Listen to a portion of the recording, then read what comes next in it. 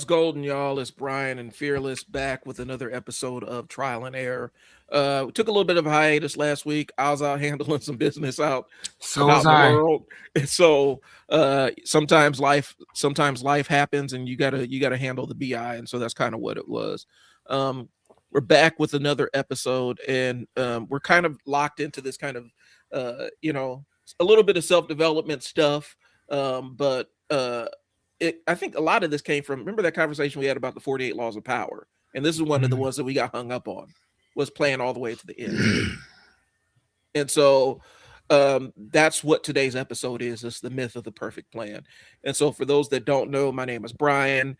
I own a video marketing agency that wants to teach business owners how to create their own content to further their business, because it's a big, huge opportunity that a lot of people are missing. It's called the Media Room. And that's really where we're at right now. I'm looking to get some clients who want to learn how to start recording themselves and get out there. Yep, and I'm Fearless. I'm the philosopher. So ideal in perspective. And so that's the link for the Media Room. If you guys are interested, there's a couple of assessments you can take at the beginning to get things rolling. And I'm going to drop Fearless's stand store. You still got stand store, right? Nope. Got rid of it.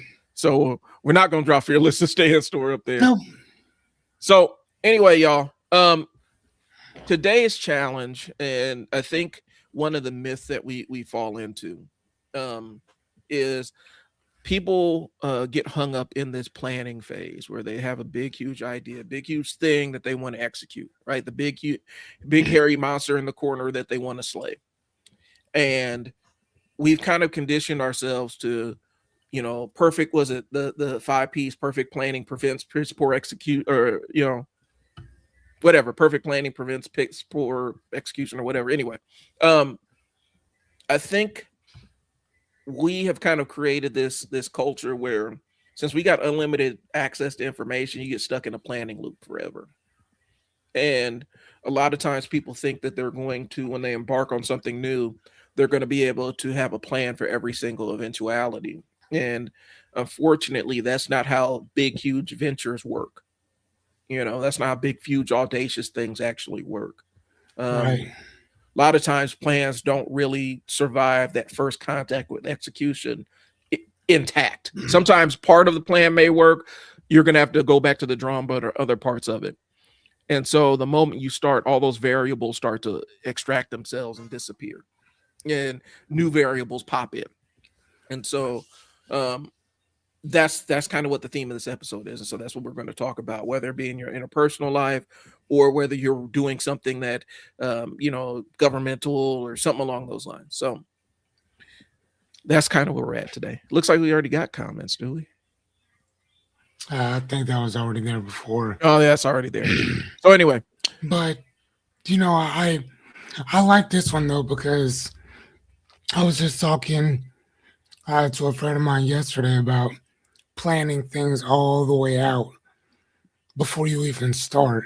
Mm-hmm. And I'm like, dude, that's, whenever you write out a plan, it better be in pencil. Yeah. Don't write your stuff in pen, because you don't know what you don't know yet. And you're not going to, and what works today may not work tomorrow. Yeah. And what didn't work today may work tomorrow. So again, whatever your plans are, write them in pencil. Mm-hmm. Do not write them in pen. Yeah. But I will tell you, get started. Yep. Because you're not going to know until you start. And I think that's kind of that's going to be the theme of this. A lot of things that you want to try or attempt, the real data doesn't come from sitting down and thinking about it and planning it out and writing it out. The real data goes out from executing the thing and learning the lesson that the execution of the thing teaches you. And a lot of times people are scared, and we talk about it. Fearless and I have talked about plenty of times. People are scared of that first time reality rebuffs you and pushes back against what you've planned. And they end up running away from it completely, as opposed to leaning in and saying, okay, so this was the lesson that this thing taught me. And so this is how I incorporate it into the next action that I'm going to take. Because you don't need to go all the way back to the drawing board. Sometimes you just need to scratch out something. And you know what? And that's literally what I've done before, is that I would ask myself, if I had to start tomorrow, what would I need to start? What would I, or if I had to start in 1 week, do I have everything that I need to at least get started? And it's either a yes or a no, Mm-hmm. because the rest of it will come later. You just need to be concerned about, can I start in 1 week? Right. What do I need to get started? That's it. And sometimes I promise you, what you need to get started, you already got. Right. You already have it. So just start and figure the rest out while you go. You know, Well, that's what I would tell people. And even if you succeed in the plan, that doesn't mean that you're at the end of the road. And it's kind of an insidious thing I'm throwing out there. But for those that don't know, Palantir, the big spy agency that the U.S. government employs to track all the data and everything, that's directly linked to PayPal, because Peter Thiel took the algorithm PayPal uses to determine fraud. It's a predictive algorithm. And it's really good at what it does. And he said, what if we had just applied this to all data and made it an intelligence company kind of thing? And so for almost a decade now, a lot of police forces have been using Palantir's algorithm kind of as this, and it's Minority Report. Have you ever seen the movie Minority Report, where they took the PayPal algorithm that is used to determine fraud, and they applied it in other places. And so a lot of police forces use it to kind of predict crime. They'll even apply it to databases of people with records to see who's likely to reoffend. And so that's how they've taken this thing that had its own life and still continues to have its own life. And they said, how can we repurpose this? When they first started it, that was not the plan. The plan was to find a way to change the way that people you paid for things online. But now it's the biggest intelligence gathering thing in the world. And what it does is it does really good at extracting and coming up. Supposedly, it does really good at extracting data, figuring out trend lines from massive pools of data. And so you combine that with the fact that the government's kind of eternal contract with Oracle, who does databases where they collect all that data and stuff, and you got a perfect marriage of surveillance. And that's kind of what happened. But when they first started it, the plan was not to create Minority Report. It just became Minority Report. So I mean, that's how plans can change. Right, but that's also planning everything out all the way out. You know what I'm saying? Like we were talking about before with the 48 laws of power, planning everything out. So to us, it may not have appeared that way, but to somebody else, they saw enough to be able to map out what this thing could do and what it would do. Well, be light years before it did it. Just like technology. What are we like every time something new comes out, isn't it like the general public is what 5-10 years behind? Well, whatever. Like I remember back in the 90s, 96, 97, they already had, in like China, they already had phones where they can see each other.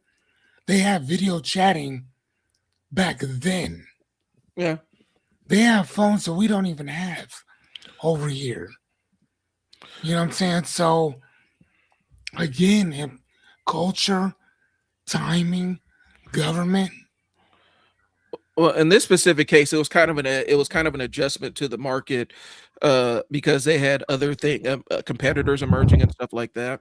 And so, specifically, David mentioned, the CEO mentioned, that's kind of what it was. It was kind of calling an audible and saying, "What else can we apply this algorithm to?" You know, and it was the perfect marriage of this guy who was really obsessed about surveillance and security and all this other stuff, with this algorithm that existed where it can predict human behavior.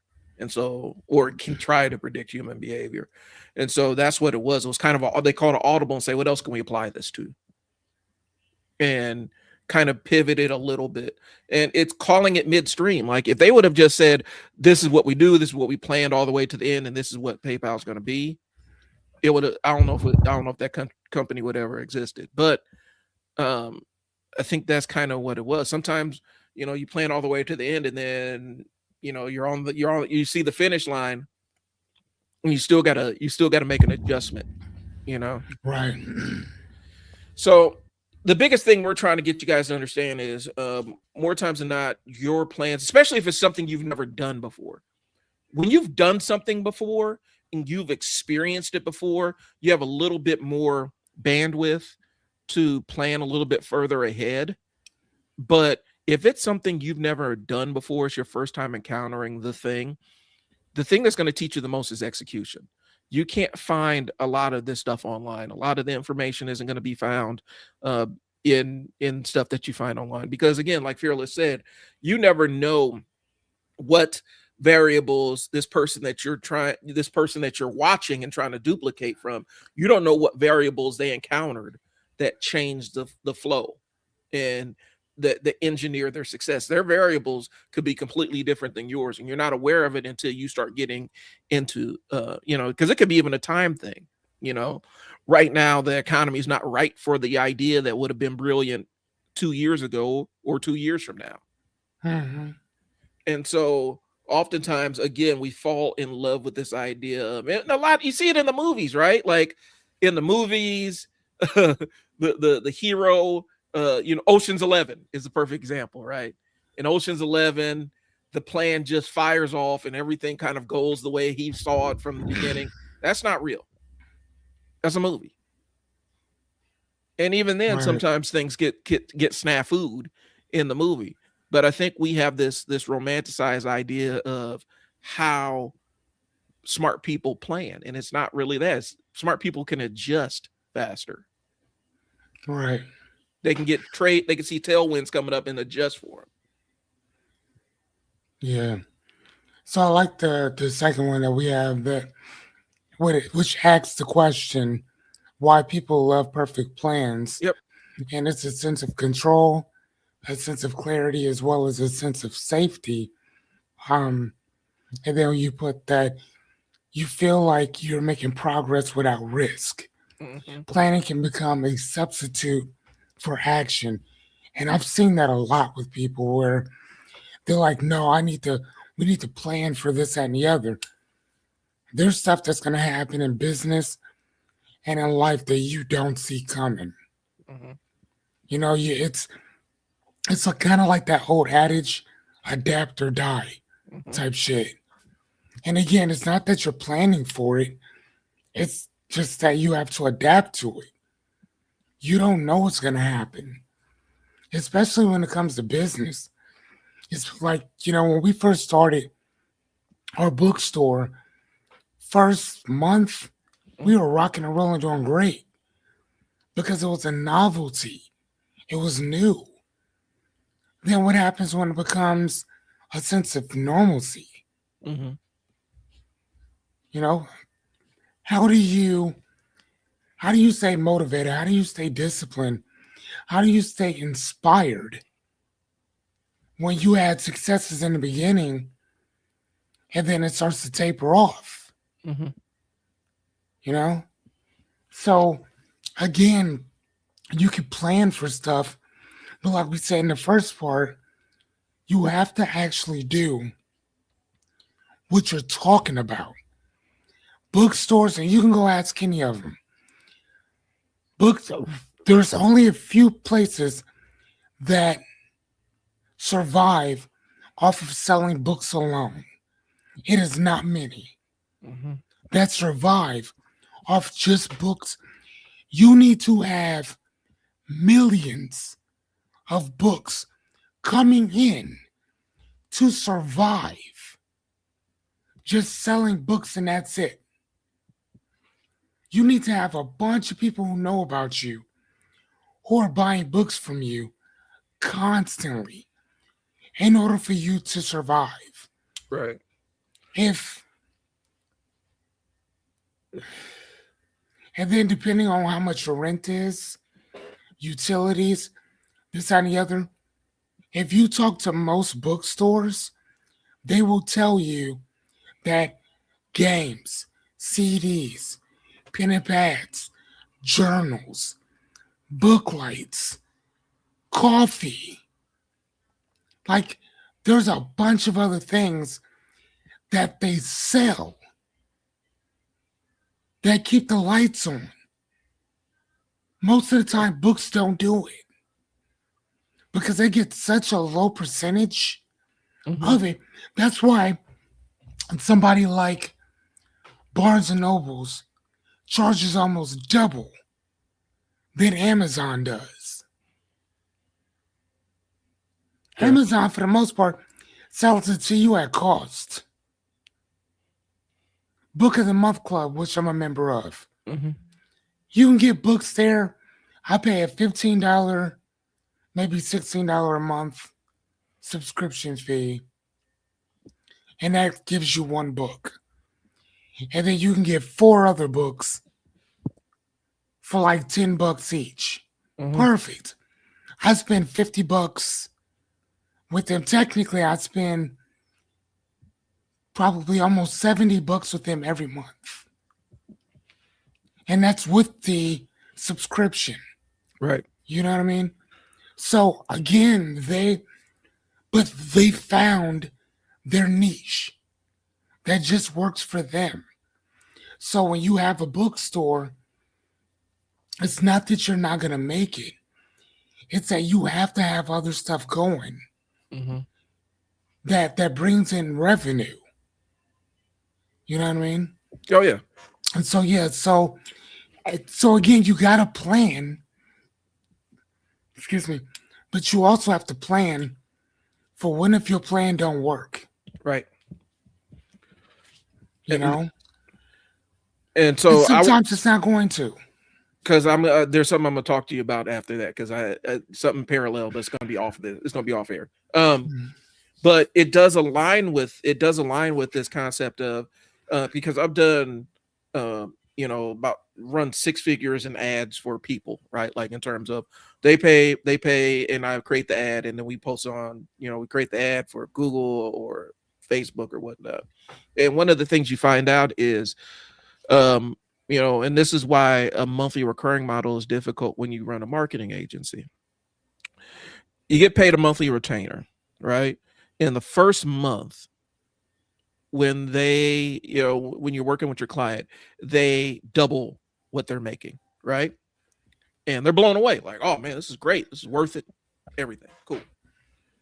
Second month, you may 1.5 exit.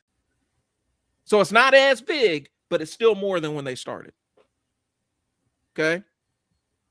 Third month, you may, the growth slows a little bit, but it's steady. The thing that they're comparing you against is your first month. Hmm. And so you might have taken them incrementally from, collectively, if you would have had this entire contract, you would have taken them from where they were to 10x, right? But since each month is going to have smaller and smaller growth, eventually it's going to turn into where they're looking at it and saying, okay, well, it's not working the same way. And you can point to this entire thing like we're doing 10 times better, but they're like, but last month, I mean, it looks like it's slowing down. Well, it's really not, Hmm. it's still 10 times bigger, but the look back window is a lot smaller when you're going month to month. And so oftentimes if you can take out the idea of they're tracking it by month, by they're looking at it by quarter or by year. They're going to see, okay, from this point last year to this point this year, I'm up 10%. I'm up 10 times. Wow, that's impressive. Let's do it again. And so that's what happens with a lot of marketing agencies, because you get stuck with the monthly retainer kind of model, because that's what the industry does. But incremental process is punished, not rewarded. And sometimes even if you come in and make a big, huge splash, it's not enough at the beginning, because we end up getting sucked in. Like, people are living in the present. Now, like, they're not going to live in the past. They're not going to live in the future. They're looking at the right now, the window that exists right now. Within this window right now, we went from having 2 or 3x to 1.5x. Things are slowing down. Even though, I mean, you're up 5x at the end of the day. All right. I like what Christopher just said here. He said first month honeymoon, in my opinion, doesn't count as success. Rest of the months, they need to be. It's the rest of the months they need to be concerned with. I agree. Mm-hmm. I mean, anything that you just start off or whatever, yeah, it's gonna go gangbusters, man. Depending on what it is, because again, it's something new. Mm-hmm. Just like most restaurants, you first open, that place is going to be packed. Mm-hmm. It's going to be packed, but here's the thing. Your food can be shitty and still be packed. Yeah. Will you still be around? Is it still going to be as packed in 6 months? Is it still going to be as packed in a year? Yeah. That's the question. Is your DoorDash going to be popping constantly? Right. You know what I'm saying? Is Grubhub for you going to be popping at 3 months and 6 months?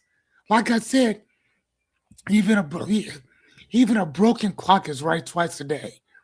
So your food can suck. And that first month, people are going to flock to you. And then it's probably for the first 3 months, they'll flock to you. And then the word's going to get out that your food sucks. Right. And at first you were taking reservations. Now you begging people, giving them coupons and shit to come to eat at your nasty ass establishment. Well, it's better. Here's what I'll say. I think that it's worse to actually have an inconsistent experience, where sometimes it's good, sometimes it's bad. Or sometimes that first time you go in is bad, and then next time you go in it's actually good, and then next time you go in it's all right, and then it's kind of hovering around bad. Yep. People, when they go to restaurants specifically, they pay for a consistent experience. They want to know that the dish they ordered is going to be the same every single time. There's a place out in Village Point that we used to go to. It's called McDonald's, yeah. Burger King, yeah, Hardee's, Sonic, even IHOP, mm-hmm. even Applebee's. Tastes the same every time you go. Yeah. Every time. There's a place called Mimi's Cafe up in Village Point. And my wife and I used to go there. And the breakfast was amazing. They had good gumbo and stuff like that. Like, they would have these little items that were really good. And it got to the point where it's like, this is what we order when we go in there. And slowly but surely, the pancakes got smaller. And they changed texture. The gumbo wasn't hitting the same way. I got a chicken fried steak, and the wrapper was still attached to it and deep fried with it. And slowly but surely, so they changed. I think that what they did was they probably changed their food distributor or whatnot, because a lot of these restaurants all use the same food suppliers, right? And so they changed the food supplier. And they stopped scratch making some stuff that they had previously scratch made, started ordering it. Typically comes from like Cisco or something like that. And there was a noticeable drop off in the quality of the food, but the price of the food was still the same price. And you know, things started not tasting the same. Sundays you go, my wife used to like going for the mimosas, and the mimosas even started tasting different. And eventually we're like, yeah, this used to be our favorite spot. Now we can't even get excited to go to this place. And we slowly stopped going. And then one day we go back, we drive by and it's closed. Yeah. And every time we went in there, it was packed. But people got their favorite dishes, and their favorite dishes slowly started to change. And that was kind of the death kiss, because it was an inconsistent experience, because it wasn't bad every single time. It was just different every single time we went in after the first couple of years. And I think people will punish, especially in a place where they go in and looking for that same thing. You know, that's why Chick-fil-A don't let they restaurants. If you are a Chick-fil-A franchisee, you are a owner operator. You in there every single day, making sure that food comes out the same way every single time. You know, McDonald's was trying to tighten that up a little bit. Subway, I don't know, you know, they had some really tight controls over how they do their franchising and stuff. You know, for whatever reason, Subway, your sandwich always has to be varying degrees of wet, no matter what you go to. Sandwich always has to be kind of wet, bro. It's funny. When It's like your food has to have some variation of being wet. Like it has to have that Subway sandwich, and I think they probably tell in the we're about to get sued. They probably tell the franchisors like, hey, so when you give a Subway, our customer's expectation is when they open up that sandwich and unwrap it, it's wet for some reason. It's just kind of wet. The bread is dry as fuck, but the sandwich needs to be wet. Yeah, the bread is dry, but the sandwich is wet and dry at the same time. Where they do that at? It's wet and dry at the same time. And so, but that's my consistent experience with Subway. That's why I don't go to Subway. That's why I don't go to Subway. Me neither. You know, no. You know that now that you're talking about that, so there's a couple places to me that fit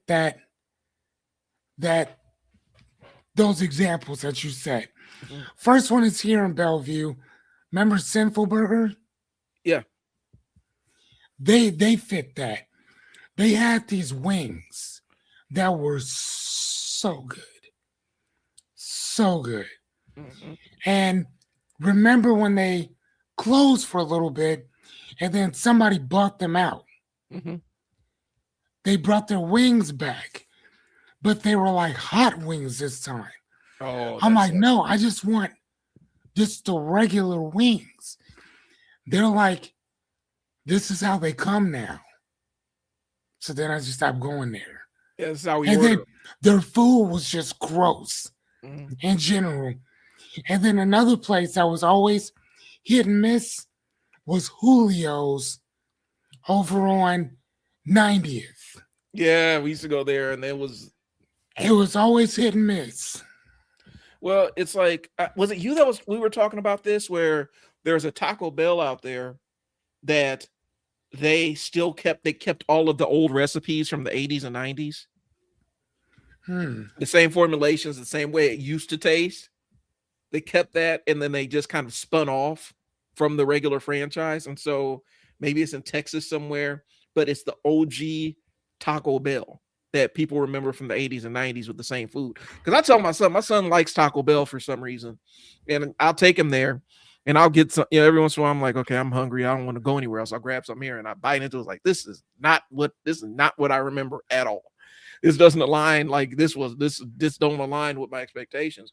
And I think that's what happened, where people, like, you have a certain expectation and the food, the flavor changes, and the what you're offering, the service you're getting, it's changed, and they don't hit the same. And oftentimes that comes with, not being able, because here's the thing, and it ties back to the planning thing, because not being able to adjust on the fly and being forced to do things that the market dictates, because you're locked into a specific way of thinking, specific way of doing things. I'm pretty sure that that's what happened with that cafe I was talking about, because they went from having stuff that you can kind of tell was scratch made. They kind of made some stuff, and then every restaurant's going to have their mix of stuff that they buy. Like, you're rarely going to find mozzarella sticks that taste different than anybody else's mozzarella sticks because they all get them from the same place, right? But there are things where you can tell it's a little bit more packaged. It's a little bit less seasoned or whatnot, and I'm paying the same, but it feels like they weren't able to adjust to the market changes to keep the same quality, to maintain the same quality, and so they had to adjust. And more times than not, that comes from having a plan that you can't, like, okay, what if things slow down? How do I pivot off of this and maintain the same quality?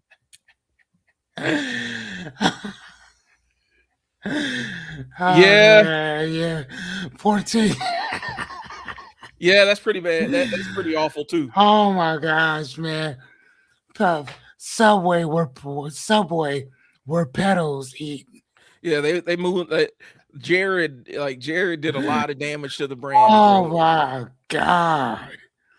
So maybe that's why they made wait and start banging kids. Maybe that's why maybe if they said if we make the sandwiches wet enough, they'll forget about talking about Jared and start talking about how the sandwiches talking about Jared. How weird the sandwiches are. Isn't he getting out of jail sometime soon? I don't know. I don't keep look it up. I don't keep up with Jared from Subway. So oh man. Let me jump back to where we were. So a lot of times the plans, while Fearless looks it up, plans like they give people this sense of control over uncertainty, right? It makes you feel safe when you're doing something that's unsafe. You feel like you're making progress without risk, like Fearless said. And I'll be honest with you, it's easier to plan than it actually is to execute, because execution, going out and executing the thing, is kind of where the rubber meets the road. That's the litmus test. Can my plan survive me executing on the plan? And more times than not, if the plan doesn't, people end up getting discouraged, and that's when they end up throwing in the towel. Where actually it's kind of where you need to double down. Okay, this thing didn't work. What did I learn from it? Okay, let's try spinning it this way. Okay. And so, but people think it's safer to think than it is to actually try the thing. When I first turned on the camera, I didn't know what the hell I was doing. I just kept doing it until it made sense. And a lot of people never get past that. I look crazy on camera. The lights are off and the lighting's off and all this other stuff. They never get past that first part of not knowing what to say or not looking the way they expect or even hearing their own voice for the first time back. And that's where they end up giving up, as opposed to saying, okay, let's lean into this. Let's lean into it a little bit. So what'd you find out about Jared? Hold on. He got 15 years. I don't know if it's state or. It should have thrown. No. Should have thrown him in there. This is Fed. Yeah, should have thrown him in there with Fleece Johnson. I want you. Yeah, get you. Pack Jared all the way up, bro. I think Fleece is out though. Yes. Out terrorizing the streets, bro. Hopefully he's got his stuff together and he's kind of reintegrated in society. But what I saw when I first saw that dude on lockup, it was so wild. Like, never let this man out amongst the rest of us. We ain't safe. If he's out, I'm happy for the brother. Let's keep everybody safe out in the community. And all right, now he gets out in 3 years. All right, so let's pack up Jared when he gets out too. Watch if you think watch where's he at in Florida? No, Colorado. All right, Colorado. Once Jared hits the street, yeah, no, he got state. Once Colorado, hold on. Once Jared hits the streets, from Subway, just be aware. No, never mind. He got federal. Okay. For that, so he has to serve at least 85% of his time. So yeah, he gets out in, when does he get out? March 24th of 2029. Yep, let's mark your calendars. And he's gonna be on a registry followed by a lifetime of supervised release. Yep. So just be aware. Mark your calendars. Jared's going to be out here Jared in will these be streets. out Jared Fogle will be out in these streets. March 24th, 2029. Uh-huh. 2029, ladies and gentlemen. He will be home causing havoc. Protect yourself. Protect your loved ones. Stop playing out here.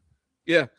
Let's get Jared. Let's pack Jared up again. So anyway, when reality, what happens when reality hits? So reality will fall on, like if you plan something, and Fearless, you've been in this boat, I've been in this seat. You sit down there, you come up with the perfect plan, like, oh yeah, this is what's gonna be, blah, blah, blah. It looks rock solid, right?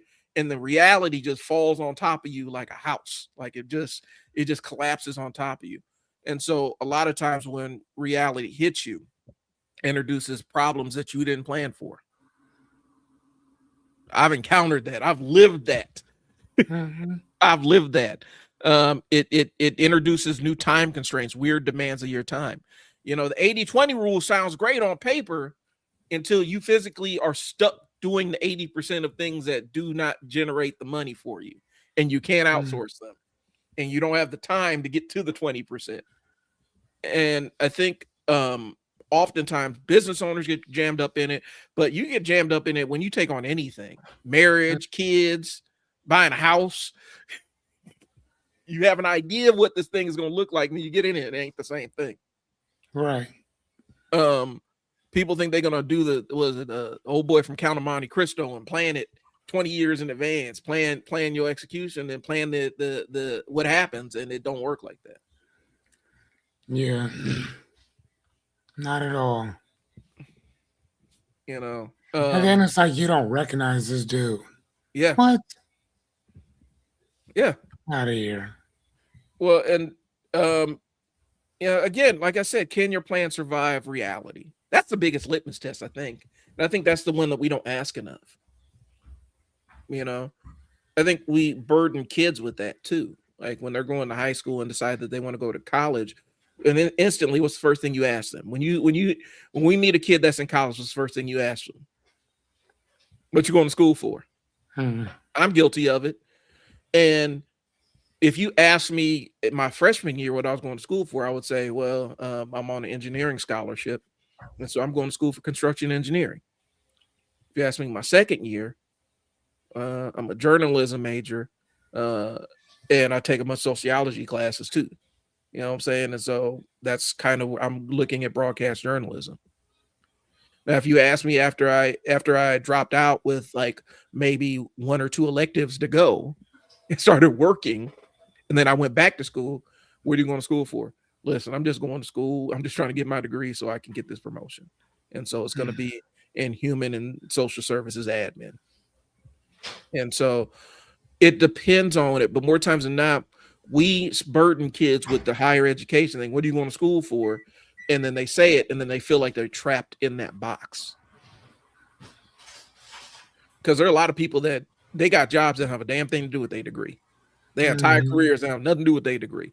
Or they got a degree and they didn't imagine where the career would take them. There's a lot of people that are, they engineer boxes and containers and stuff who have art majors, and they never thought that they would land in a sweet gig like that, but that's where their art major took them.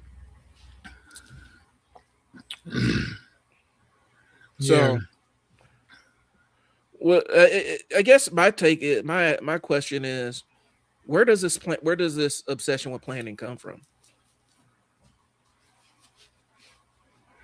I don't know, man. I mean, we've always done it from even people that, even in the Stone Age, man, they used to draw a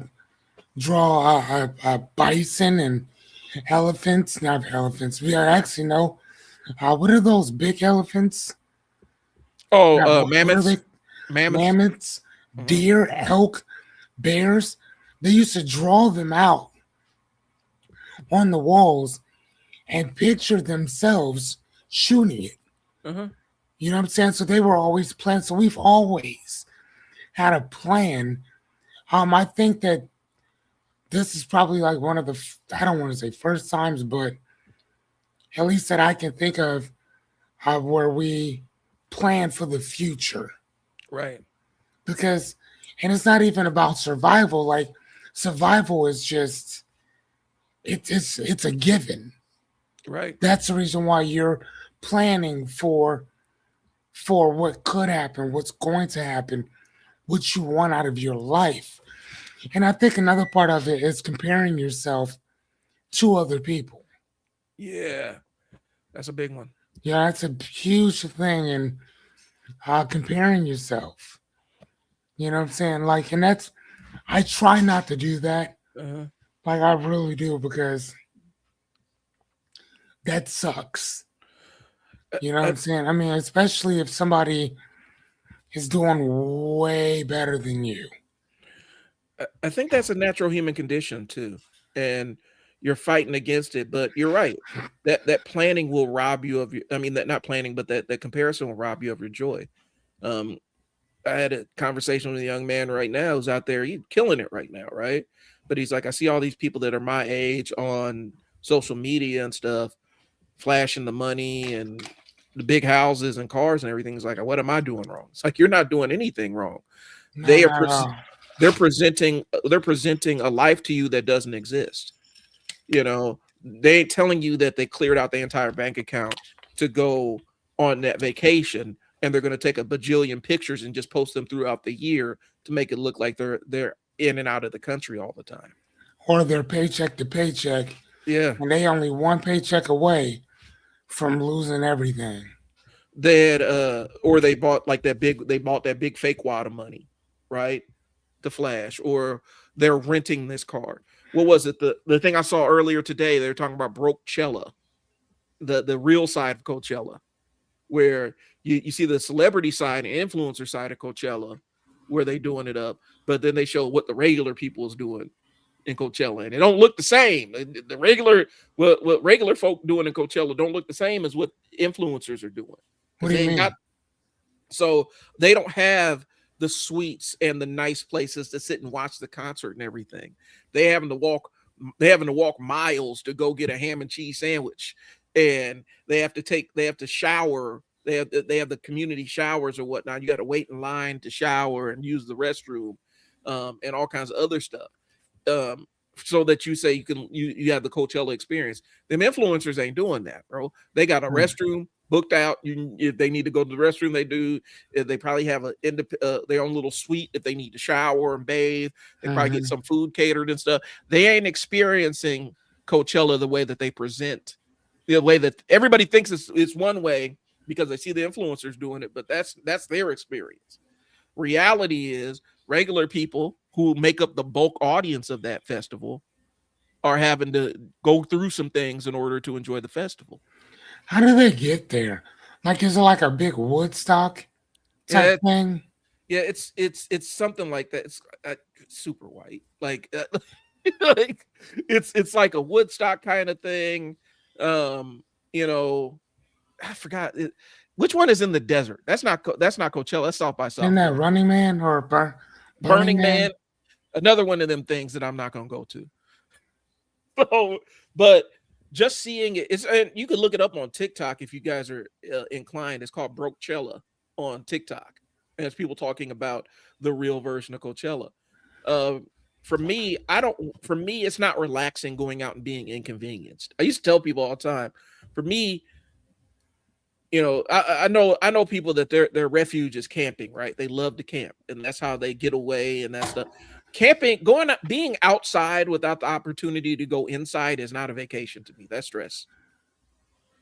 Like being outdoors, and there's no option for me to actually physically go indoors where there's air conditioning and plumbing. Um, that's not a vacation to me. That's not relaxing to me. That puts me on edge. And so for me, hey, we going camping, man. It's gonna go relax. It's good. Sounds we're gonna go up in the mountains and get away from everything and relax. It's like, man, that sounds awful to me. Like that doesn't sound like good. Do you if that makes you happy? Go knock yourself out and go lay on the ground in a tent somewhere outside. Me, Right. put me in a hotel or somewhere where there's indoor plumbing. cool. And then I can go outside if I want to and be outside. But when I say it's time to stop being outside, I can go inside somewhere. Like, that's relaxing to me. So anyway, it isn't what people imagine it to be. And oftentimes people are making plans around a fictional version of reality. There's a lot of people that saw their favorite influencer kicking it at Coachella and said, hey, this is what I want to go do. And then they get out there and like, wait, this ain't the same thing. Firefest. Remember Firefest? Yeah. Oh, man. Then people thought it was going to be one way. Oh, man.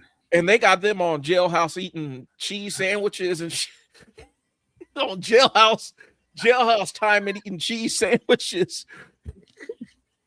You know? Oh, my gosh. And then the dude, oh, man. Yeah, I remember. Oh, my God. That was so funny. You know? Oh, man. I know Ja Rule was like, bro, what are you doing out here? Right. But a lot of people have what this expectation of things is going to be. And then you get there. It's like this. Listen, I've been to New York. My family out there, got family in Jersey or whatnot. My uncle, for my godfather, actually, for a long time, worked the subway that ran underneath the Twin Towers when they were still standing and stuff. And so when we went out there, he gave us the New York tourist experience, right? Listen, I'm here to tell you, the Statue of Liberty ain't shit. I've been in it. It looks great from the ground. You looking at it, you see it on TV, all that looks amazing. You get in there, and it's nothing but morning breath. Somebody's sweating, somebody's having stress sweat next to you because they're claustrophobic. And then you go up, you walk up all these stairs, shoulder to shoulder, and then look out over the crowd. You can barely see anything. It looks like a blur of sky and ground and stuff like that. And then you walk back down. But if you've never been, it sounds dope until you do it. And it's like, it's cool. I did it. It's dope that I did it, but it wasn't what I planned it to be. I thought it was going to be magical. And it was just like, man, this person farted, man. It stinks in here, bro. So anyway, long story short, oftentimes our plans don't align with what reality is. And here's the thing. The best plans are the ones that can survive crashing into reality. If they can survive crashing into reality, then you have some pretty solid damn plans. But that doesn't mean that's where it needs to end. Just because they crash into reality and survive doesn't mean that you don't need to make alterations to those plans along the way. You don't need to adjust them. You know, I like what you wrote here. Plans are built in controlled environments. Mm-hmm. Reality is not controlled. Right. And I think that sums that up right there. Yeah, it is. Like, I think that sums it up. Yeah. If you've ever done residential, if you ever worked residential, you know exactly what the hell that's about. Because you can train and role play and execute and do all this other stuff. And then the thing happens and everybody's just trying to make do and survive the best way they can with minimal damage to everybody involved. That's how life goes. So let's talk about the first failure point. What is the first failure point? What does that, more times than not, it's going to look different from every single plan. Sometimes it's the first obstacle. Sometimes it's the unforeseen thing that all of a sudden saps all your resources and energy, right? How do you survive that? So here's the thing. I think that the first failure point, I think it ties back into number 3 with reality, with your plan meeting reality. Mm-hmm. You know what I'm saying? Like I said, plans are built in controlled environments, right? But this is where the rubber meets the road, if that makes any sense, because now you can see where your plan is versus how it stacks up to reality. Right. Here's the reality. Mm-hmm. What are we going to do with this? You know? Here it is. Now what? Right. And that's your question. That's where you're at with it. Everybody hyped you up about your business idea. And they told you it's $1 million idea. and you went ahead and opened your doors, and for the first couple of weeks, ain't nobody show up. Now what? What's the plan? That part. What are you going to do? What are you prepared to do at this point? And I think a lot of times people get so blasted by that first thing that's where the rest of everything else collapses. Because, well, I don't know what to do now. The plan fell apart. So now, I don't know. Mhm. That first month when, the first month after things slow down and things start getting tight, you know, or I've experienced this, the first super successful month you have, and then you realize that in order to survive, you're going to have more of those more of those previously record-breaking months, because you have other expenses that came along with your success. That part. I've hit that. I've experienced that one. Mm-hmm. And now we got to figure out now we got to make a plan to adjust for the plan that doesn't exist anymore. Right. So, and people interpret it as the plan was wrong. That's not what the case is. You planned based on what you knew best. And oftentimes I think people get too jammed up in that. Like, you planned on, you made the best plan that you could make based on your information. Mm-hmm. Based on limited information. But it got you to this point. So now what? Right.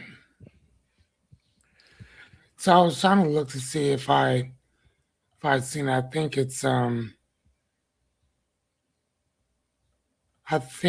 probably somewhere else. I think it's probably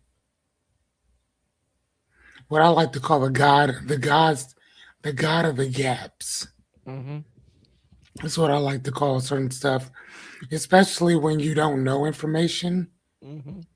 When you don't know, but sometimes you don't know that you don't know either, and sometimes you do know that you don't know something. So the objective is to either find somebody else who does know, or you're gonna have to take a crash course in figuring that shit out. Mm-hmm.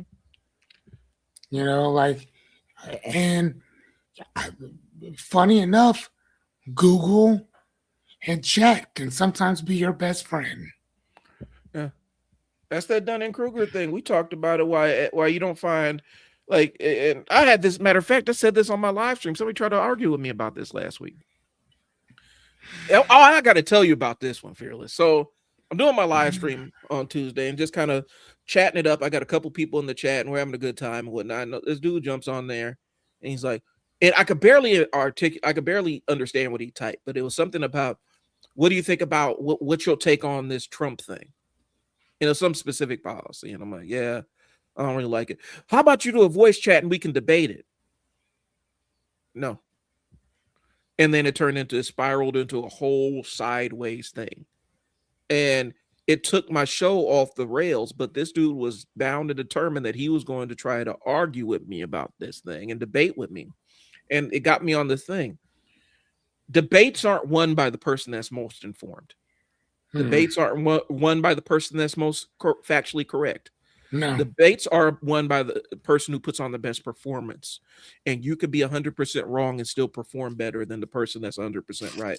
Because oftentimes when you're encountering somebody who knows more than you do about a subject, and if it's a vast amount of knowledge that they have compared to your limited amount of knowledge, they may be a little bit more halting in their speech. They may halt a little bit more. They may stop and consider things. They may have to look things up just because they know where the edges of their knowledge are, whereas you do not. And that's the thing. The God of the gap. And not only that though, but I can spew out 15 different bullshit, whatever. And you might be like, no. And by the time you debunk the first 3, I done already moved to 15, 16, 17. So as you're debunking this one over here, I'm way over here. And then you're like, well, you said and this, that, and the other, blah, blah, blah, blah, blah. And I'm like, dude, I'm talking about this up here. Why you over? Why you even over there? That conversation's been done. So it takes more time to sift through a lie. Mm-hmm. Think about that. It takes more time to correct a lie than present the truth. That's called a Gish Gallop. A Gish Gallop is where you just blitz somebody with dubious point after dubious point after dubious point after dubious point, and expect them to answer it. And if they fumble on any one of those answers, you latch onto that and use that to try to discredit everything else they say. And that's kind of what that is. It's a blitz. It's a rhetorical thing. And I think people don't understand debating is a rhetorical contest, not a fact-based contest. It's about whether I can present, whether I can get up here and sound better and perform better than you can. That's all it is. I wonder if some of the greatest events are less exciting than what the textbooks say. Absolutely. Absolutely. There have been plenty of times where I've experienced something that I thought was going to be amazing and like, this ain't shit. This ain't this ain't where it's at. But the textbooks, in order to tell a compelling story and a compelling narrative in the textbooks, the textbooks still are narrative devices. They still have stories within them. You still have to capture somebody's imagination. So there's an element of narrative that goes into it. And so they got to sell it as more interesting than it actually needs to be. Oh. Okay. So, but yeah. This dude, start yours. All right, you're already done? Go ahead. So, all right, cool. I was just having lunch. So the thing is, hey Anya, how you doing? She's about to start her podcast now. Okay. The thing about it is, like I said, this dude was demanding that he wanted me to get on a voice chat because he's trying to turn me into like Dean Withers and all those other dudes that they have their TikTok channels and people call in and they'll sit there and argue with them. I'm not doing all that. Why? For what? So we can perform, and then we could sit on there and perform. I give you my audience and the people I'm talking to so that you can get up there and perform in front of whatever. I'm not doing all that stuff because I know what public debate actually is. I've done debate. I was in debate club. I was a debate student. I understand how this thing works. And the shit you see online ain't no debate. That's just two people arguing. That's two people arguing. And so yeah, let me go. Where were we at? Because we got off on this, but okay. But yeah, so we run into reality. People interpreted out the plan was wrong. I'm not ready. This won't work. Instead of this is where I start to adapt. That's what I was saying before. Like sometimes, man, you have to ask yourself a very simple question, and you have to take a minimalist approach to some of this stuff in trial and error. And that minimalist approach is, what can I do right here, right now to get started? Or if I only had 1 week to get started, how do I do that? You see what I'm saying? That's it. When the bookstore got started, I just set a date and we had to meet that deadline, period. And then, I got Diana involved and the city got involved, and at 10:30 in the morning or 10 o'clock in the morning on Saturday, we opened and boom. That's it. Yeah. And you had to adjust a lot of things midstream. A lot of things. You really did. Yeah, what's gonna work? What's not gonna work? How do you check for this? How do you check for that? How do you scan items? You know what I mean? So again, I know that when I started a lot of that stuff, for me it was fail as quickly as possible. Mm-hmm. So I got a book type manager and I wanted to see how it worked. So I would mess up as much as I could constantly. I screw up on this, I screw up on that, just so I can fix whatever problems would occur. You know? Yeah. So that's how it works sometimes, man. Like I was sitting there, um one of my favorite books is The Stand by Stephen King, right? And I was reading the behind the scenes talk about writing it. And like, cause that book is for him is kind of one of his longish kind of books. Um, but he got halfway through the book and he's writing it and he's really invested in these characters and everything. And he finally had to, because he had a completely different ending to that book planned out. But as he's midstream writing it, he ended up saying, man, I started telling stories with all these different characters, and this is not going in, the story's not going in the direction where I needed to resolve. And so that's where he planned on blowing up half of his cast and killing them. And that's what he did. Oh, really? He blew up half of his cast. Spoilers, sorry. Blew up half of his cast. And told the rest of the story because it was going in a direction that he didn't want it to go. Even though he loved it and he loved the characters that he built. He's like, they are extras and they have to go. And he cut it to the bone. And he's like, all right, blew them up. Now we're on to the next part of the story. And that's what, I mean, he had to adjust midstream. And he was pretty meticulous in planning his stuff out. But even he makes those adjustments to what it's what it needs to be. And I think oftentimes, when you're a writer, they say sometimes you got to kill your baby. Sometimes you have to kill the characters you love the most because they're weight in the story, they're anchors in the story doesn't need right now. Got it. And I think we sometimes we don't apply that to real life. Sometimes the thing that you thought was going to happen isn't going to happen. And so you need to cut out the thing that you were planning on and pivot into something new or pivot in a different direction. Start adapting. Right. Adapt which technically brings us to our fifth thing or whatever principle, which is adaptation versus abandonment. Mm-hmm. And there's a difference between it. Adjusting the plan, quitting the plan. Adaptation means change the approach, reevaluate assumptions, continuing momentum.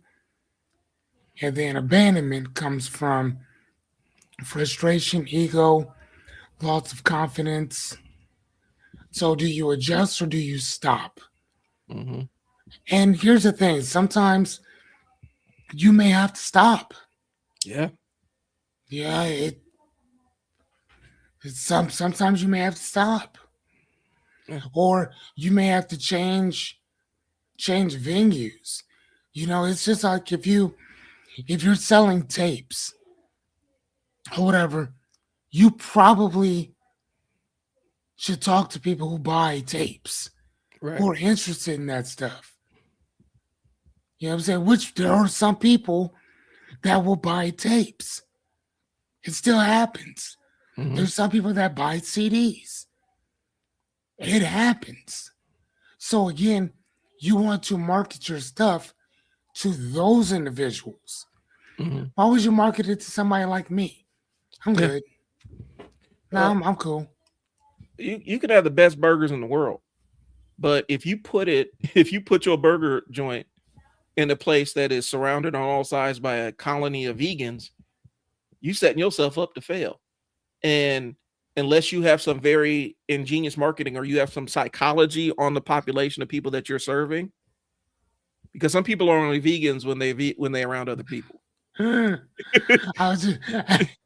Hey, you might be like, you know what I'm saying? We'll sneak it to you. Yeah. You buy it now, we'll sneak it to you. I read that phenomenon where they'll have like the people that are vegans and into that lifestyle. They will go to these colonies, go to these gatherings or whatnot, And everybody is trying to hide the fact that they ain't 100% vegan from the other person. And so they sneak off and have their cheat meals or whatnot. And like everybody is scared that everybody else is going to find out, but everybody is doing it. Right. But you have to plan. Like you could have the best idea in the world, but if there's parts of the execution that will prevent you from succeeding, you either got to scrap those or scrap the plan. I put the best burger joint in the world right next to this community full of people that are disproportionately vegan. It may work. You may be in a blue ocean. You may be in a blue ocean. Like you're the only non-vegan option. You may be killing it. Right. But you're not going to know until you test out the market, because the market could tell you something completely different. Oftentimes I saw this dude talking about it. He said more times than not, when we're sitting down in the initial stages of planning a business, right? We sit and look and see how many competitors we have. And if we have too many competitors in the space, we run away from the business. It's like for me as an investor who's made billions of dollars starting businesses and stuff like that, if I have a lot of competition, that proves that business can work and there's an audience for that business. I need to find who that specific audience is that I can extract from the bigger audience. He's like, because not everybody goes to the same restaurants, not everybody goes to the same oil change places, not everybody goes to the same tire store to buy tires, or same grocery store. Some people like different places for different reasons. You got to find that reason to tap into it and find your difference. Just because there's a lot of competitors, that doesn't mean that you can't survive there. You just got to find the people that are going to do business with you. It's a different way of thinking about it. But if you plan from the beginning, say, oh, there's too many competitors in the space, there's 1,000 other people doing the same thing, I'm not going to do it now. You might have missed your opportunity because the plan didn't align. Because it didn't align. The other thing, too, is frustration, ego, and lots of confidence. And that lots of confidence is sometimes, again, planning for something and holding on so tightly to that plan that when it doesn't work, you're attached to the outcome of that plan. Yeah. That is holding on to something that you wrote in pen that should have been in pencil. Yep. I like that phrase. Like, nah, man, it's not going to work. And that's where you get that loss of confidence. And that's nothing more than your ego telling you, well, you know that this is going to work. And if it doesn't work, it's because of them. No, if it doesn't work, it's because of you. Yeah. Or they're just not interested in what you're selling. Or you're selling it, you're trying to sell it to the wrong people. There's a lot of that going on. And I think which leads to frustration. So you either adjust or stop. And if it's not right, sometimes there's nothing wrong with stopping. Planets didn't align, the thing didn't stop. And I think people get too jammed up in that side of it. What's the lesson we can depart with from this thing that I tried and didn't work? And is it worth making the adjustment? Because sometimes it's not worth making the adjustment. Sometimes it's not. Yeah. So, there's been plenty of times, like, because now we've talked about our examples. I've had plenty of examples where I started a service that it didn't go the way I thought it was. But one of the biggest ones that the thing that will punk you out faster than anything else and will get you off of your square faster than anything else is being a parent. Ideas you had about raising kids before you actually started raising kids. Right. I'd never do that. I would never say that. There are red lines that I have where I'm like, nope, that's never going to happen. But then there are others that are a little like purple lines where it's like, contextually, this might go this way. And I think nothing gets you off your square faster than being a parent. No. Because you have preconceived ideas about what this thing is going to look like. and your baby will completely dispel all of that stuff. Mhm. The vast majority of startups fail. Yeah, and the vast majority of startups fail, but there's also people that have multiple failed startups and finally land on the one that works. Yep.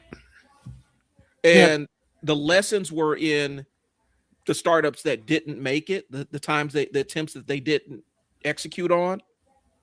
They got lessons from that to learn what to do and what not to do. Because sometimes the startup idea is solid. It's just not the right time. It's not the right market. You may be ahead of your time. You may be a step too late, but you learn the lessons from each subsequent failure and add those to your battery of knowledge. And then you roll the dice again. And I would also say too that I think that when you get a lot of people who are goaded Mm-hmm. to chasing their dreams. And sometimes your dream, sorry, Mm-hmm. right? Sometimes that's not your lane. So it might be your hobby, Yep. but it's not going to be that thing that sends you off. It may be something that's so obscure, that's so ambiguous, Yeah. that you don't even recognize just how successful this thing is. And it's something that you don't even give a shit about. That might be that thing that sets you apart from everybody else. It's just like the guy that it was some farmer that was selling something, and I think it was like slop or some shit like that Mm-hmm. to pigs or to other farmers or whatever, and got extremely wealthy for doing it. And he was like, "This ain't my dream. Mm-hmm. I didn't think, oh my God, this is what I want to do for the rest of my life." Dude was like, I started making some money with it, and then I made some more, then I made some more, and I just stuck with it. That's it. I saw. And the issue is that we, like I said, are so engulfed with thinking and believing that you got to find your passion, your purpose. But again, there's nothing wrong with finding it. It just may not make you any money. Yeah. And the thing is, the thing that makes you the money is the thing that allows you to pursue your passion the way that you want to. I know I saw this guy, he mentioned it. He sells railings for stairs. That's what he sells. He says what? Railings, like banisters and railings. Yeah. He's not in love with the idea, but he's like, this is just where my business took me. I just, this is what sells, and so this is what I'm doing. But that business gives him a level of independence where he can go chase the things that he likes to do. Right. But I also think that sometimes you may not have the right delivery vehicle for the thing that's your dream. Yeah, exactly. I've seen too many people sink their life savings to a business idea. When I give them the stats of how the money would have multiplied in ETF, they're shocked, had no clue, and regret it, as well they should. Or, like, if you did that for me, I'd have been like, yeah, okay. Like, everybody's it's gonna hit different for other people. Yeah. For some people, that level of investment is actually worth the experience, and for other people, their risk tolerance don't align with that. And yeah. What works for you may not work for me. The idea, like for some people, that will be discouraging. I've seen people drop entire life savings on something that everybody else thought was a pipe dream and end up making a second career in life for themselves that was better than the one they experienced. I know one of my mentors actually did that. We had an entire fully successful career, retired from it, took his nest egg and rolled the dice on a franchise. And he retired from that with more money than he had in his retirement when he first started. So it does, like, it's everybody's going to have different things that motivate them. But I get where you're going with it. The point is to make money. They must get their ego out of it and make a rational decision. Oh, sorry, Fearless. I know. No, it's all good. They must get their ego out of it. All right, so this comes from this. I'll put on my behavioral list, and Fearless, you can jump in here with this one. Okay. One of the first things you learn in the principles of behavior is everybody has different motivators, right? And so when you're going through the ABCs, antecedent behavior consequence of behavior modification, one of the things you realize is I have to find the thing that motivates the person in order to motivate them and either give them access to it or remove access from it, right? And so if I had a kid in my house that was motivated by Snickers but hated Milky Way bars, as you should, me giving him Milky Way bars to do a task isn't going to motivate him the same way giving him a Snickers bar will. But then there's another kid that loves the Milky Way bars. So I have to provide him with the Milky Way bars and either provide him access to it or remove the access from it to get the kind of behavior that I want to see. And as he starts doing the behavior, it ends up becoming generalized to his normal skill set. And then I can start removing the thing that motivates him to do it. And now he's doing it just because that's what he normally does. But the same thing works with money. I had staff that were not motivated by raises, but I had staff that were motivated by how many people they could help or being in a decision-making capacity so they could affect lives. Yeah, status as opposed to money. I took a pay cut to take a promotion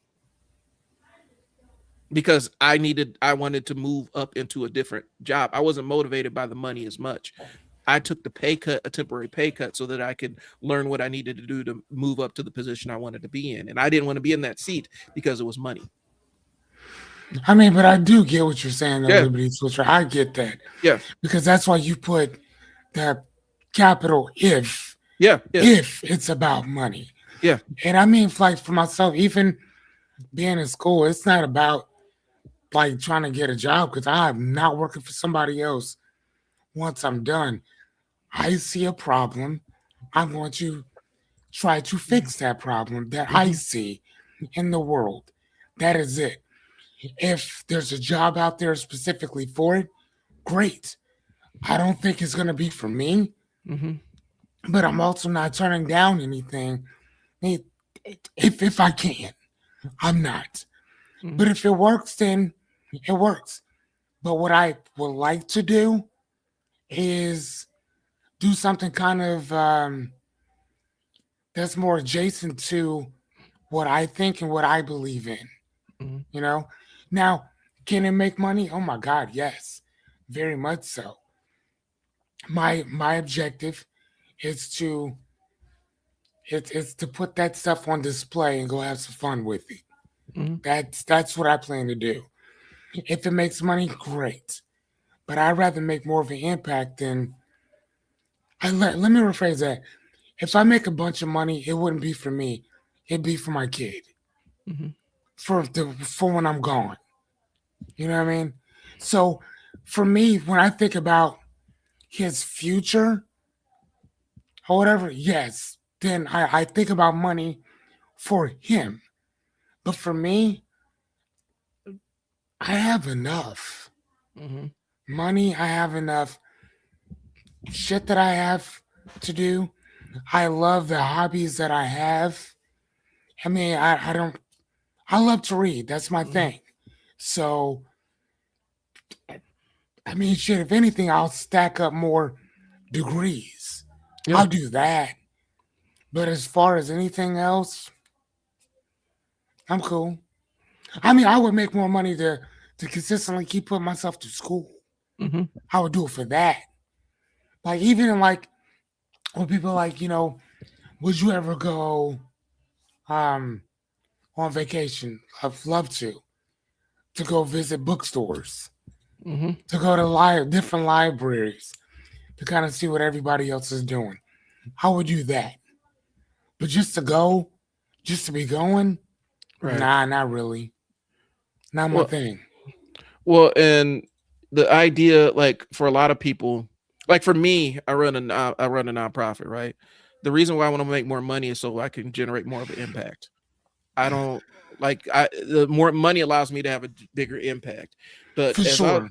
when I was taking that, when I was on that pathway in human services, taking pay cuts to move up the ladder, the money wasn't a reward.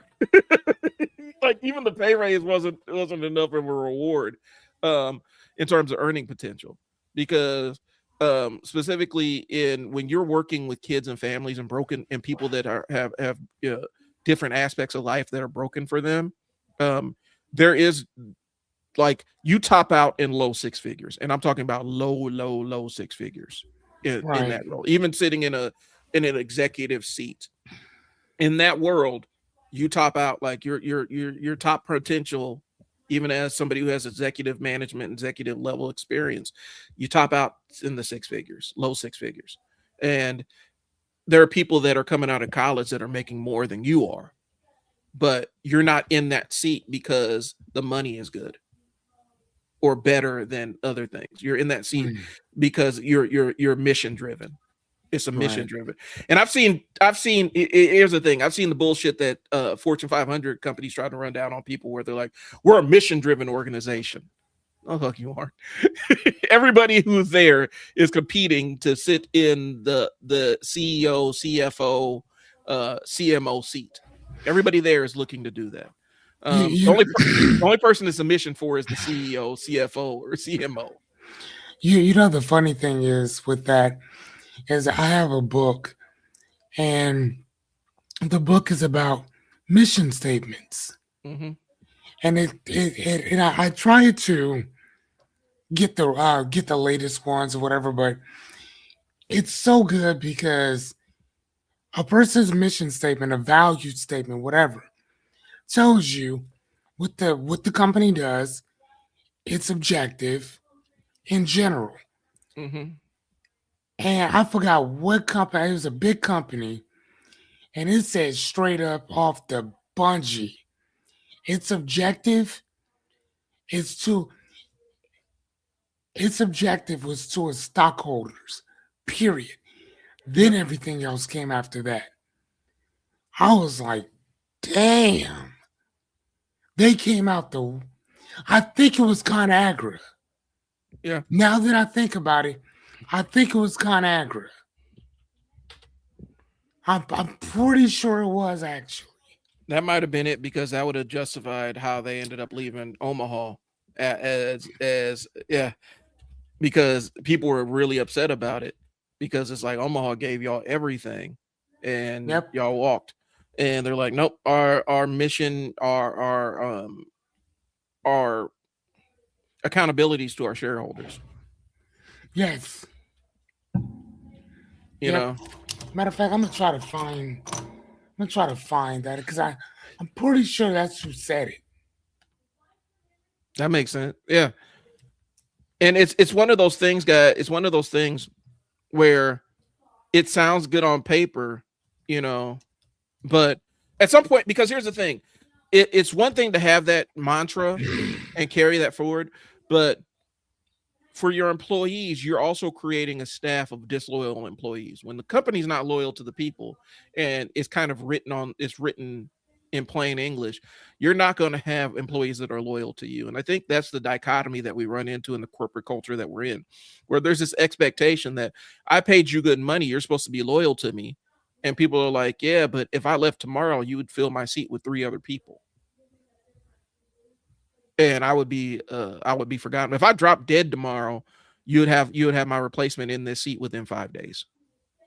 And I think that's the dichotomy where, yeah, it turns you into a mercenary a lot of times, especially, you know, when you're in the tech space, or even, you know, in competitive fields. You can have, I was in competitive fields in social media. Like, it was competitive. Right. People are jockeying for position to get those bigger seats or whatnot. But the idea that people are supposed to be loyal to the corporation, but the corporation has no obligation to be loyal to the employees. That's the dichotomy. And I think that's telling of how we view work. All right. Right here. So here it is. ConAgra brand's mission is to nourish people, the planet, and our communities as a leading branded food company, they focus on producing safe, delicious, and nutritious food while fostering an exclusive entrepreneurial culture, investing in employees and communities, and driving shareholder value through innovation. Mm-hmm. Like, boom. Like, this is what we do. Yep. Like, like what? Yeah, and Like a lot what? of times that's kind of code for, we do a lot of stock buybacks. We get kickbacks from the government, and then we take that and buy back our own stock to drive our price through the roof, and then our shareholders get the benefit of it. But really, we're selling them smoke, because if anything ever forces us to prove what our valuation is, all of this shit's going to collapse. Right. So it is what it is. But again, their motivation isn't to serve, it's to make money, which is fine if that's what you're driven by. And I think one of the things that we struggle with in the society is recognizing that not everybody has the same motivations, or even driven by money to the same degree. I think I got to look it up, but there is a behavioral health, there is a cognitive science thing where there's a certain amount of money that's kind of your threshold for your happiness. Once you hit that, 75,000. Yep. Once you hit that, more or less, that's, your happiness doesn't shift away from that. 75,000. And it's going to vary for people, but understand there are break points for every person. At some point, you're going to make enough money that you're relatively satiated, and it's not going to improve your happiness much. No. And it's not a universal thing. No. All right, where are we at? Thanks, Liberty. If you got anything else, jump in here, man. Let's see. Plans falling apart. What you thought would happen, what actually happened. Your plan falling apart is where the learning is. That's where your learning resides. When the plan doesn't go the way that you wanted it to go, that's where the learning comes in. Mm-hmm. And I think too frequently, that's where we want to stop learning and pivot away. Not look at the ugly thing, not look at the scars, and learn the lessons from the scars. Mm-hmm. Because it's uncomfortable. You don't want to look at it.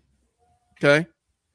So that plays into the role of trial and error. That's what this show is. That's why we talk about it. That's why this is the topic.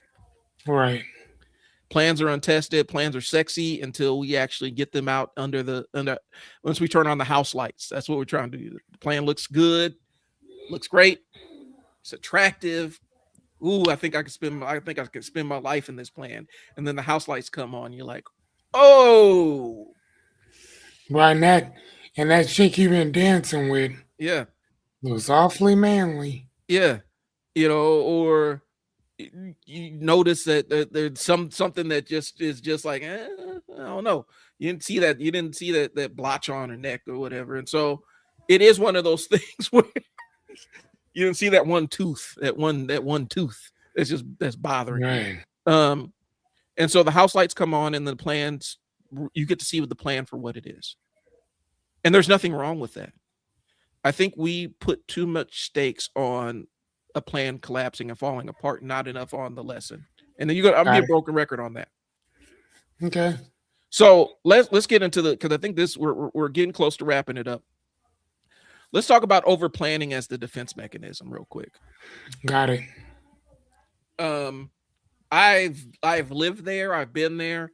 And this year, the last couple of years, has been the execution piece, where a lot of times I will run with a plan before I have it fleshed out. I just need to test it. I need to test and get data. And it's not easy. That hasn't been easy for me to do. That's not a comfortable place for me, but it's a place I have to live in. Okay. Because me getting whether people are going to mess with this thing, whether they're interested in this thing, they're going to buy this thing, that determines whether I'm going to continue on with the thing or if I need to take it back and pull pieces off of it or whatever. Case in point, right now, I'm running an ad for a business. And and the ad is doing well, but the conversions are not.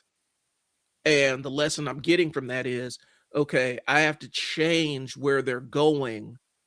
I have to change the place they're landing on, the landing page, in order to get the conversions I want.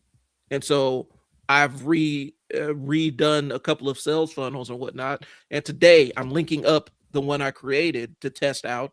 Okay, so this didn't work. Let's see what happens with this.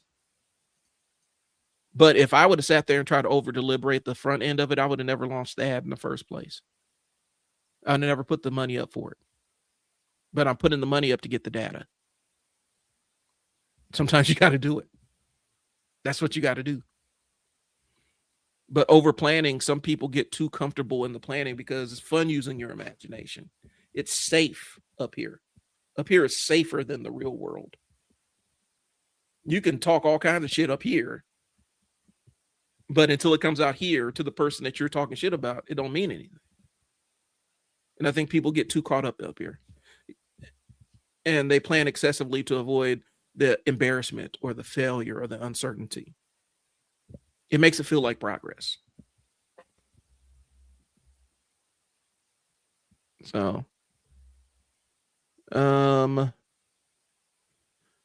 the feedback is the most important thing. Like the feedback from the market, and if you're a business owner, you know this. Getting the feedback from the market's the most important thing. And sometimes people ignore the signals the market is giving them.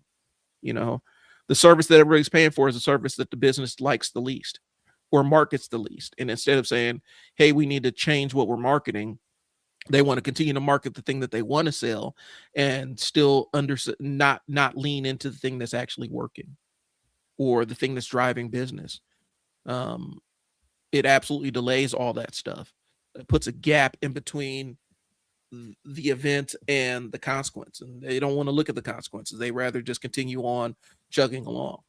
So that's where over planning gets. Yeah.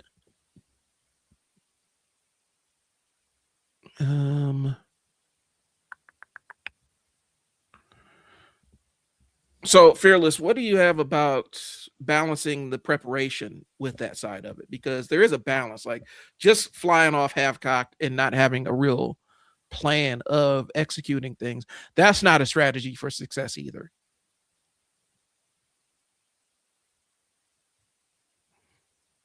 Okay, say it one more time, sir. Where do you find the balance between planning and executing?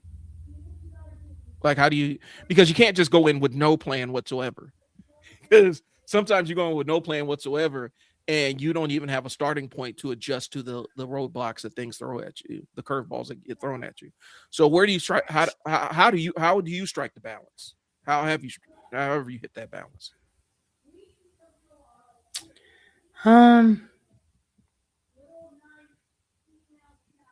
So for myself,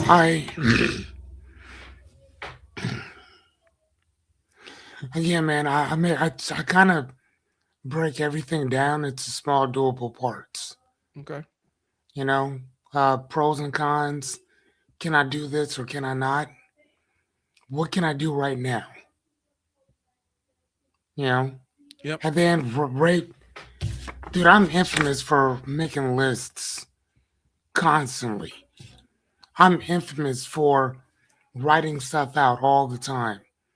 I don't like it in my head. I need to see it. Right. Once I can see it, then I can do something about it. If I can't see it, man, I don't like that. I like to be able to see what I'm doing. So if I make a plan, I need to see that plan. So then I can mark it off, you know.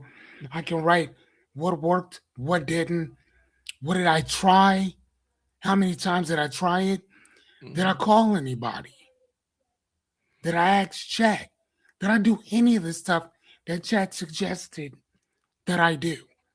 That's what I do. Okay. That's how I find that proverbial balance, if you will. Okay. I like that. I've seen the one I've seen was that Louis C.K. was talking about it. He's like, if I'm 60% sure of something, that's when I go with it. It's not going to get any better than that. I'm like 70.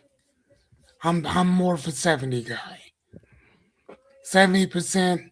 As long as I'm at 70 jump. Even with my assignments, they don't have to be perfect. 70% is what I'm giving you. Mm-hmm. Boom, send it out. Right is the enemy of done. Like, yeah, I'm my teacher, my professors will tell you as soon as they submit, as soon as they open up the assignment for the week, assume mine will be done within the next few hours. Yeah. You Okay. know, if I got 3 assignments, I'll knock this one out, knock that one out. I have one more in comp or whatever, and then that's it. I asked chat because I'll need some help with what are they asking for? What does he want me to do? Try to give me any instructions like this is all you need to do. Perfect. I write myself out. Or I talk myself out.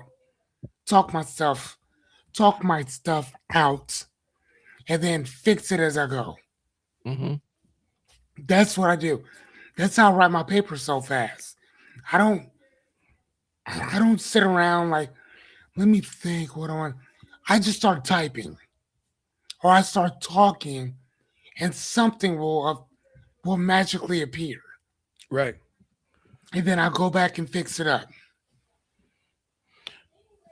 I like that. I think, and it goes into what we're talking. It goes into the balancing the thing, because the thing is you still want to look at obvious risks, like things that are obvious risks, like, you know what I'm saying, I'm out in the woods, are these wolves going to tear me apart? That is an obvious risk that I need to plan for, right? Like I can't wander in knowing that I'm walking into wolf infested woods, right? And so sometimes I go with the skeleton of it. So more times than not, if I'm doing a live stream or something, I don't have scripts. I have an outline of things I generally want to talk about, kind of Okay. like a general idea of conversation things Yeah, to for kind of sure. control the flow of it, to give a skeleton. And then I have a structure, but then I also have the flexibility to abandon topics or say, we're going to archive this one. We'll come back to this one, save this for next week. And that's how I flow. And I think for me, having an outline has been the best thing. I used to get in trouble in my speech class because I didn't want to script out my entire speech. Yeah, me neither. I don't like it. Give me bullet Like points. I'm starting to understand why it works though. Mhm. Because if you write it out and then you use these cards to kind of like, and again, that's what practicing is. Mhm. Practice, practice, practice, practice, practice, practice, practice. And once you get that practice down enough, it's like, okay. And then you're able to give a speech without looking at your cards. And if you go off topic, it's okay because you know where you stopped Mhm. and where to go at. So the thing that got me off of writing scripts for speech, and this was kind of my defiance. Like I do have a defiance streak. I have a really strong defiance streak. When I was in college, I had a speech teacher, and I wrote this entire thing out. I had all these written examples and everything, and it was kind of debating something she had said in class, where she's like, "I think Martin Luther King was a better orator than Malcolm X," and I said, "I don't agree." So I ended up making that a speech topic. And she ended up giving me a C on it just because she didn't agree with my point. But I laid out, Well, what was your point? my thesis was for what what America needed at the time. I felt like both had their strengths, right? For those that were tied and more influenced by the organization of the Black church, and were used to going to hear reverends speak, and used to the cadence and flow of a reverend, right? Martin Luther King was super effective. For the Black folks that weren't in church like that, and were different, like they didn't go to church on Sundays, they didn't do all that stuff. Malcolm X was a more direct. He didn't lean into the imagery and stuff that MLK kind of evoked in his earlier speeches. Now, some of the other ones, like we're coming to get our check, that kind of thing, the white moderate speech was a lot more direct. That was later on in his career. Malcolm X's speech and pattern was more direct, and it connected with people that Black folks that weren't in the church like that, more street level. Not even that, the people that came from where he kind of came from. And so that was my contention. I said, I think for a person like me who I didn't come up in the black church the same way that some of my family did, Malcolm X's speech is like he was a more effective orator to me. Right. I mean, but they were also talking to two different type of people too. That's what I'm saying. And so saying, like, talking to your Christian base, and not just Christian base, you're talking about morality of man and practicing nonviolence and practicing love instead of this, that, and the other. Whereas Malcolm was like, you put your hands on me, we're going to have a problem. And so he was also talking to those other individuals who felt downtrodden, disrespected in their own country by their own countrymen, where the sense of morality, the sense of ethics, the sense of right and wrong with them does not exist. Yeah. Stay in your place, but get out of it. Stay in your place and let me do whatever I want to you. Whereas King and them is like, we'll stay in our place, but damn it, we're gonna love you no matter what. Malcolm was like, no, I'm not doing that. There's a book, and I gotta remember what book it is, Fearless. But there's a book with somebody who was there, kind of in between, and so they kind of had an unofficial agreement where they understood that they were talking to different audiences, and so they were mutual respect, but they were sowing the seeds for collaboration in the future. But they knew now wasn't the time. They're speaking to two uniquely different audiences within the same struggle, and so he is a guy who knew both of them and was kind of there in the kind of phone calls and letters and stuff where they're kind of sharing ideas. And because here's the thing, people think that, and I throw it out there, people think that the nonviolence thing, that was a strategy. That was a strategy. If you fell up in MLK's house when he's not out on the march and everything, you might get shot. And people have mentioned that he had guns. He had his arsenal. They had the nonviolent side of things. There were armed, like there were lots of black groups that were armed that provided security for the marchers when it wasn't like a big, huge stage or anything, like when they're in the smaller towns or whatnot, where they weren't getting the same level of media attention, and in regular personal life. Like they were armed, they would hire black folks who were armed to kind of protect their key figures. One of the things that got Medgar Evers in trouble was, and We Will Shoot Back. Medgar Evers was more aligned with the Mau Mau resistance than anything else.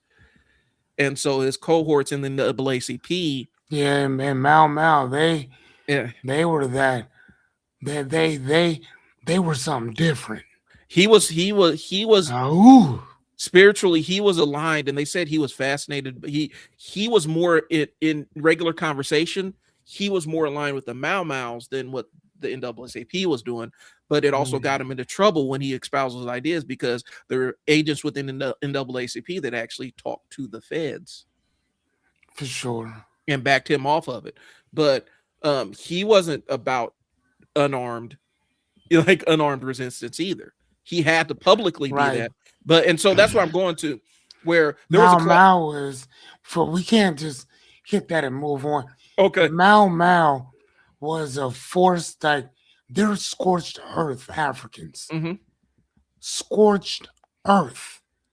But again, though, it wasn't like they were just doing that to be doing it. They were messed with by the British. Yeah. British came, them dudes tore their asses up. Yeah. Left, gathered their stuff, came back. And the things that they did back to the Mau Mau. Yeah.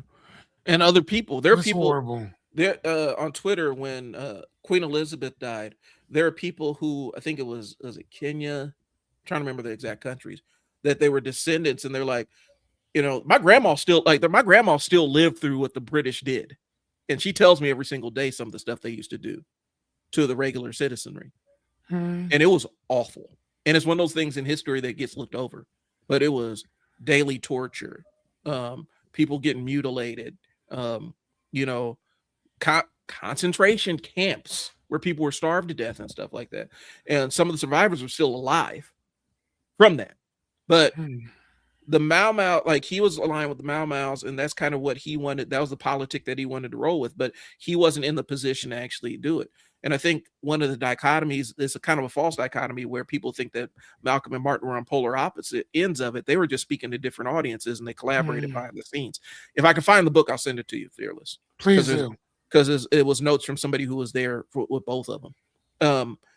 But it is one of those things where that entire speech, that specific interaction in that speech class, and I don't know why it turned me against having written out like scripted segments, but instantly in my teenage brain, because I was like 19 years old, my teenage brain said, fuck this. I'm not doing no more. I'm not writing out any scripts. I'm just doing outlines straight up. Yeah, I love an outline. I love a good outline, man. So flexibility is important. It's necessary when conditions change, but you cannot just wander it. We're not saying don't ever have a plan. That is not the crux of what we're saying. We're saying have a plan. Have a plan and write it in pencil. Be ready to adjust on a moment's notice, and adjust to the situations that you have. Like I could leave my house without a coat and say I'm planning on it not raining, but if it rains, I'm still going to get rained on. Just because I planned on the thing happening doesn't mean that that's what's going to happen. I need to leave the flexibility. Like I'm gonna put my coat in my car, right? And I think a lot of people they end up getting into the zero-sum game when it comes to all right. So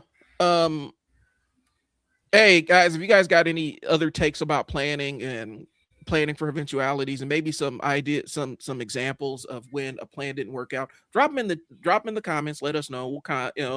And we'll respond to them. But share it with the fam and let us know times where a plan didn't work out and you had to adjust on the fly. I'm really interested to hear what you have to say. Indeed. But to wrap it up, conclude, there is no such thing as a perfect plan. They're starting, adjusting, and continuing. Okay. The plan isn't the thing that's going to get you to the finish line. It's how well you can adapt. That's all I got. That's it. Yeah, I don't think there's anything more to say on that, dude. All right. Continuing. That's it. So, you Fearless, you have anything to sign off with? Nope. All right. Come check me out at the media room. You could see the link. I'll put it up on the screen. If you're looking to start learning video, you want to learn the process, you want to sit down and figure out the best media strategy for your business or whatnot, holler at your boy. That's what I do. I'm wrapping up doing a workshop to onboard some clients to teach his staff how to record stuff and record themselves to drive business, and I can do the same for you. So if you're interested, hit me up. You're going to see it up there, and you can always go to iswmediaroom.com. So anyway, that's all I got. Appreciate you guys tuning in. Talk to y'all later.